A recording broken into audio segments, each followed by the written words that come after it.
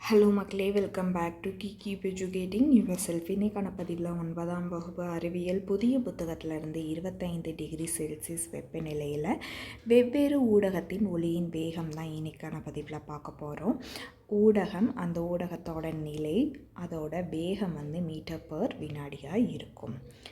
இப்போ திட பொருட்கள் பார்க்கலாம். அலுமினியம், நிக்கல், எஃகு, இரும்பு, பித்தளை, கண்ணாடி, இந்த 6 பொருட்களும் திடப்பொருட்கள். இதோட வேகம் பார்க்கலாம். அலுமினியம் 6420 இருக்கும், நிக்கல் 6040 இருக்கும், எஃகு 5960 இருக்கும், இரும்பு 5950 இருக்கும், பித்தளை 4700, கண்ணாடி 3980. அடுத்து திரவங்கள் நீர் ரெண்டாக பிரிச்சுருக்காங்க, கடல் நீர், தூய நீர்னு. அடுத்து எத்தனால், மெத்தனால்.